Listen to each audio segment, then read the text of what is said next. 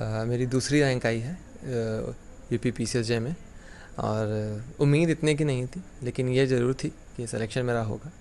और इस जर्नी के पीछे मेरे माता पिता का सबसे बड़ा योगदान है, क्योंकि उन्होंने कभी मेरे ऊपर कोई प्रेशर नहीं आने दिया। मुझे ग्रेजुएट हुए 2020 में मैंने ग्रेजुएट हुआ है।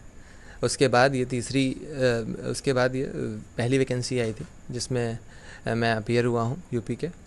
और जर्नी में यही कहूँगा कि थोड़े बहुत उतार चढ़ाव थे, क्योंकि आप प्रेडिक्ट नहीं कर सकते कि वैकेंसी कब आएगी। तो कभी कभी डिमोटिवेट होता था इंसान कि क्या मैं अपीयर हो पाऊँगा, कि दे पाऊँगा कि नहीं दे पाऊँगा, क्योंकि 2020 का मैं पास आउट हूँ। उसके 3 साल बाद ये वैकेंसी आई है, और लास्ट वैकेंसी 2018 में आई थी।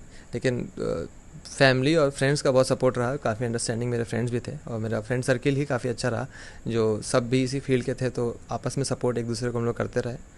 और मैंने कोविड के लॉकडाउन को अपने पढ़ाई के लिए काफ़ी यूटिलाइज़ किया, और फिर मेरे कोचिंग में भी मेरे मेंटोर थे, उन्होंने काफ़ी मेरी मदद की।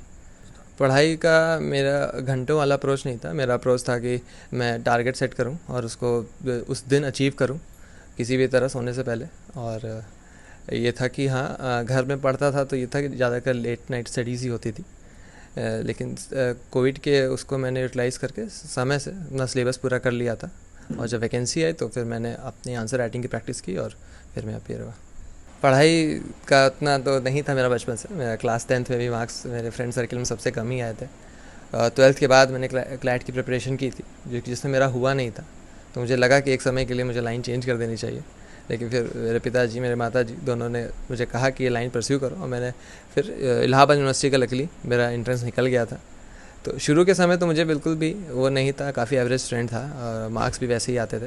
ये है कि आफ्टर 2018 जब वैकेंसी में कुछ सीनियर निकले, मैं मोटिवेट हुआ, कुछ प्रोफेसर्स ने मुझे मोटिवेट किया, और मेरे फ्रेंड सर्किल ने भी सपोर्ट किया। तो उसके बाद मेरी पढ़ाई में रुचि निकल गई, और मैं फिर अपने आप को एक रूटीन में बांधने लगा। और फिर ऑफ कोर्स मेरे कोचिंग का बहुत बड़ा योगदान रहा, उन्होंने काफ़ी अच्छे से ग्रूम किया, टाइमली टेस्ट। और जब मैं टेस्ट देने लगा, मेरे मार्क्स आने लगे, तो खुद में भी बिलीव आया कि हाँ, मैं कर सकता हूँ।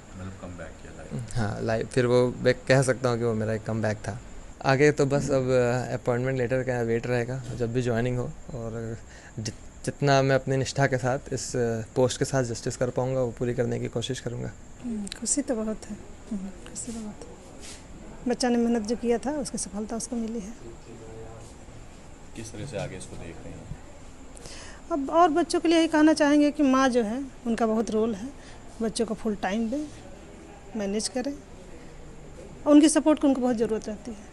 सपना भी मेरा बेटा कैपेबल था हर क्षेत्र में, हमें पता था कि अच्छा करेगा, बस उसको लगाना था, किस काम में लगाना है वो लगाने का काम हमने किया। कि पढ़ाई में लगाएंगे तो पढ़ाई अच्छा करेगा, स्पोर्ट में लगाएंगे स्पोर्ट अच्छा करेगा, हर काम अच्छा करता था शुरू से ही। तो आपने बताया सपना भी था आपका?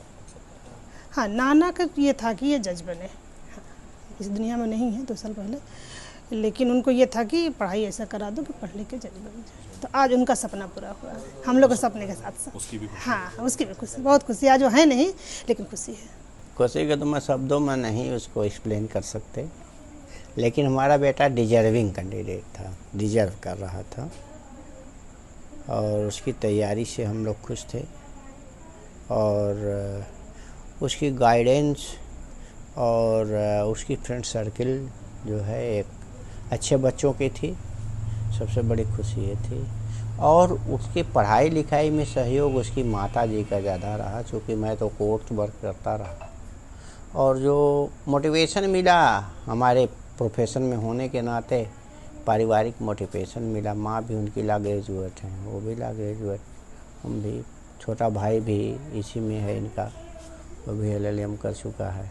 तो पारिवारिक पृष्ठभूमि होने का एक फ़ायदा मिला कि प्रोफेशनल तो हम लोग है ये हैं, थोड़ा सा जुडिशल साइड में भी अपना प्रयास किया जाए तो बेहतर है। अच्छा, कोई एक डाउनफॉल भी आया था लाइफ में कि उसको किस तरह से कम बैक कराया था? देखिए, डाउनफॉल तो उस तरह से नहीं आया था कि उसको करें, क्योंकि हमारा बेस तो प्रैक्टिस है। तो मैंने तो ये मान कर चला था भाई कि कंपटीशन है, कंपटीशन भाई बहुत स्ट्रगल करना पड़ता है, इसमें बहुत से स्टेजेस से गुजरना पड़ता है। नहीं तो ये तो हमारा जो है जैसे प्रोफेशन है, तो उसमें हमारी खेती बाड़ी है। जैसे किसान कहता है कि किसान का लड़का नहीं कुछ होगा तो कम किसानी तो कर लेगा, उसी तरह से हम लोगों की अपनी प्रैक्टिस है। यदि लड़का निकल गया ठीक है, नहीं तो फिर हमारे साथ रहेगा। देखिए, हमारा उद्देश्य होता है कि जो हो गया अच्छा है, नहीं हुआ उससे भी अच्छा है। ये मोटिवेशन हम लोगों के एक एक्सपेक्टेशन होता है, जैसे कि जो भी हो रहा हो अच्छा है, जो नहीं हो रहा वो और भी अच्छा होगा। जैसे हमारे में लॉ ग्रेजुएट में बहुत से चांसेज हैं। जैसे लड़का सिविल जज हो गया, जेडी हो गया, उसके बाद एचजीएस का होता 5 ईयर्स प्रैक्टिस कंप्लीट करने, 7 ईयर्स प्रैक्टिस कंप्लीट करने के बाद सीधे सीधे एचजीएस बनते हैं बच्चे। और नहीं तो हमारे प्रैक्टिस से तो सीधे हाई कोर्ट, सुप्रीम कोर्ट के जज बनते हैं। तो इसमें अपॉर्चुनिटी बहुत है। चूँकि मीडियाकर फैमिली एक तरह की समझ नहीं पाती, बेचारे अपना इधर उधर फंसे रहते हैं। कैसे क्या मैसेज देना चाहेंगे जो लोग आज नहीं पढ़ पाते या देखिए, किसी चीज़ से हार मान जाते हैं? हार मारना तो उनकी एक अपनी आत्मबल की कमजोरी होती है, लेकिन कोई भी लड़का, यह मैं निश्चित करता हूँ कि ईमानदारी के साथ परिश्रम करता है तो सफलता उसको ज़रूर मिलेगी। और इन सब कंपटीशन में बहुत सी चीज़ें होती हैं। जैसे मान लीजिए एग्ज़ाम के समय उसके क्या सिचुएशन है, कैसे है, तैयारी किया फिर भी एग्ज़ाम में फ्रस्ट्रेशन हो गया किसी चीज़ को लेकर, वो सब चीज़ें बच्चों के आड़े आती हैं। लेकिन इससे फ्रस्ट्रेट नहीं होना चाहिए, अटेम्प्ट से फ्रस्ट्रेट नहीं होना चाहिए।